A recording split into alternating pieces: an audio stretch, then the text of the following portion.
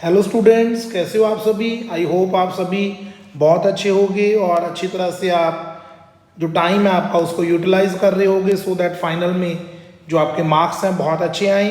जैसे आप सभी को पता है कि हमने एनसीईआरटी बुक के साथ साथ एनसीईआरटी एग्जाम्पलर को भी स्टार्ट किया हुआ है, जिसमें हम डेली 5-6 क्वेश्चंस कंप्लीट कर लेते हैं। और इसका बेनिफिट आपको क्या है कि साथ साथ आपके एनसीईआरटी एग्जाम्पलर के मल्टीपल चॉइस क्वेश्चंस भी आपके हो रहे हैं और थोड़ा सा टाइम दे के डेली आप 5-6 मिनट्स में सारे एमसीक्यूज कंप्लीट कर लोगे।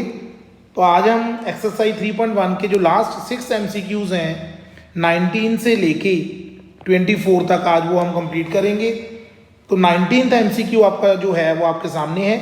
फिगर 3.1 आपको दी हुई है आपकी बुक में। कोऑर्डिनेट्स ऑफ पी पॉइंट के आपने कोऑर्डिनेट्स बताने हैं students.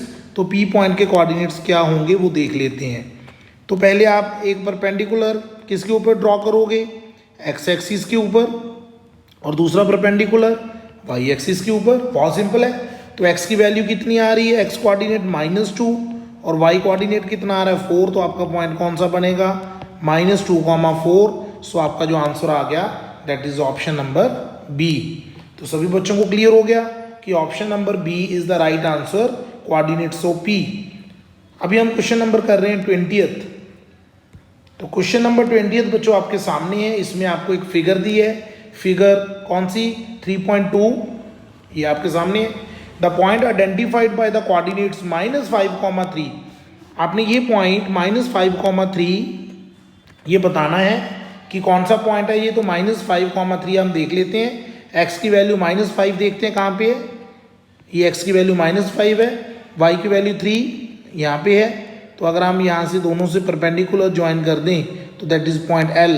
So answer C, L, that is your answer, C option. Question number 21, very simple question. The point whose ordinate is 4। एक पॉइंट आपको पता है कि हम हमेशा एक्स कॉमा वाई की फॉर्म में लिखते हैं। वो कहते हैं जिसका ऑर्डिनेट 4 हो तो वाई की जगह पे 4 पुट कर दो, और and which lies on Y axis, Y axis के ऊपर एक्स की वैल्यू हमेशा 0 होती है। तो आपका पॉइंट आ गया 0,4, that is option B. B option is the right answer. उसके बाद हम आगे क्वेश्चन नंबर 22 पे। तो क्वेश्चन नंबर 22 देखो, which of the points P Q R S T do not lie on X axis. अब एक बात तो आप याद रख लो कि जो पॉइंट एक्स एक्सिस के ऊपर होते हैं, पॉइंट्स ऑन एक्स एक्सिस, उनकी नेचर कैसी होती है, x, 0। और जो पॉइंट्स इस फॉर्म में नहीं होंगे तो इसका मतलब एक्स एक्सिस के ऊपर नहीं होंगे। तो 0,3 इस फॉर्म में नहीं है तो ये एक्स एक्सिस के ऊपर नहीं है। 1,0 इस फॉर्म में है, that is on X axis, ये पॉइंट आपका एक्स एक्सिस पे आ गया। 0,-1 नॉट ऑन एक्स एक्सिस। -5,0 ये पॉइंट भी आपका एक्स एक्सिस के ऊपर है क्योंकि इसमें वाई कोऑर्डिनेट 0 आ रहा है। और जो आपका पॉइंट 1,2 है that is also not present on X axis. तो हमने क्रॉस वाले गिनने हैं। उन्होंने आपको कहा which are not on X axis, तो एक पॉइंट ये हो गया 1, 2, 3। तो वो 3 पॉइंट्स के नाम भी लिख लेते हैं यहाँ पे। ये हो गया आपका P, that is Q, R, S, T। तो जिनके ऊपर मैंने सर्कल लगाया उनका नाम है P, R, T।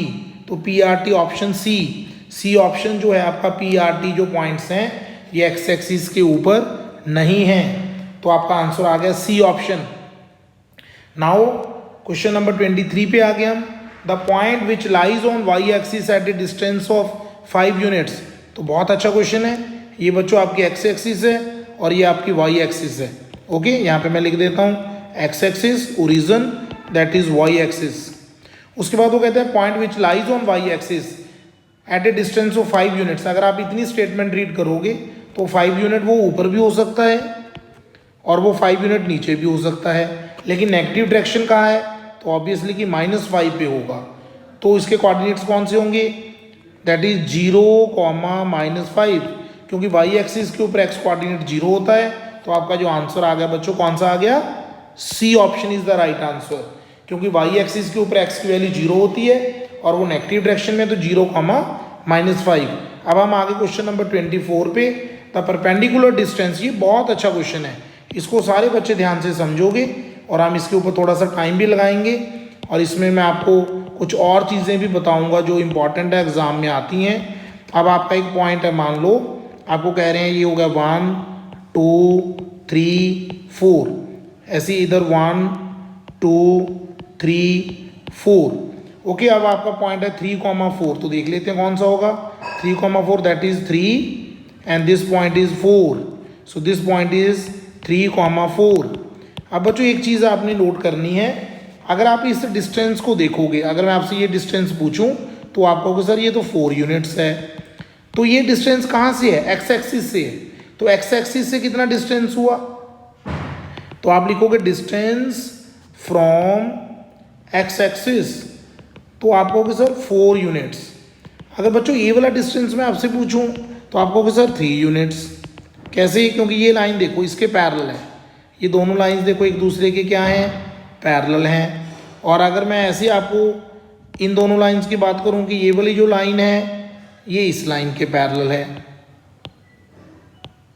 ये लाइन इसके पैरेलल है। बच्चों ध्यान से देखो, ये जो लाइन है आपकी, ये वाली लाइन और ये वाली लाइन, ये दोनों पैरेलल हैं।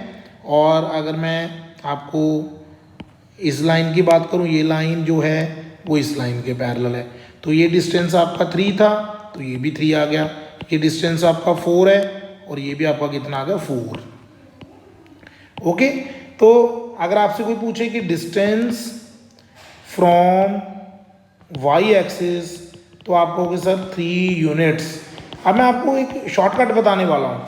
अब आपका पॉइंट कौन सा था? ये देखो 3,4। ओके, जब आपसे एक्स एक्सिस का आपसे पूछा जाए कि इस पॉइंट का डिस्टेंस 3,4 का एक्स एक्सिस से कितना है, तो आपका आंसर होगा ऑर्डिनेट। एक्स एक्सिस से पूछा जाए तो आपका आंसर होगा ऑर्डिनेट, और अगर आपसे पूछा जाए वाई एक्सिस से तो आपका आंसर होगा abscissa, that will be 3। Clear? अगर आपसे आंसर पूछा जाए एक्स एक्सिस से डिस्टेंस कितना है किसी पॉइंट का, वो ऑर्डिनेट होता है, और अगर वाई एक्सिस से पूछा जाए तो एब्सिसा। लेकिन जैसे मान लो 7,-8 पॉइंट है, -7,-8, आपसे पूछा जाए एक्स एक्सिस से डिस्टेंस कितना है, तो कई बच्चे -8 ही लिख देते हैं, तो वहाँ पे आएगा 8 यूनिट्स, क्योंकि डिस्टेंस कभी नेगेटिव नहीं होता। और अगर वाई एक्सिस से डिस्टेंस पूछा जाए वो आएगा 7 यूनिट्स। तो ये बच्चों आपने ध्यान रखना है, 24th क्वेश्चन की ये इंपॉर्टेंस थी। और अगर आपसे पूछा जाए डिस्टेंस फ्रॉम द ओरिजिन से डिस्टेंस कौन सा, तो ये डिस्टेंस होगा। तो यहाँ पे बच्चों आपने क्या लगानी होती है? पाइथागोरस। तो 3 का स्क्वायर प्लस 4 का स्क्वायर, ये आ जाएगा 5 यूनिट्स। ओरिजिन से जब डिस्टेंस पूछा जाए तो पाइथागोरस लगानी होती है। हर क्वेश्चन में ऐसे कोई भी पॉइंट दिया हो उसमें पाइथागोरस ही लगेगी, ये नोट कर लो। तो आज के लेक्चर में हमने 3rd चैप्टर के जितने भी एमसीक्यूज थे हमने कंप्लीट कर लिए। तो इस वीडियो को ध्यान से देखना, और कल हम स्टार्ट करेंगे जो आपका चैप्टर नंबर 4 है, that is linear equation in 2 variables. तो अगर आपको ये वीडियो अच्छा लगे तो इसको लाइक जरूर कर देना और अपने फ्रेंड्स के साथ शेयर भी कर देना।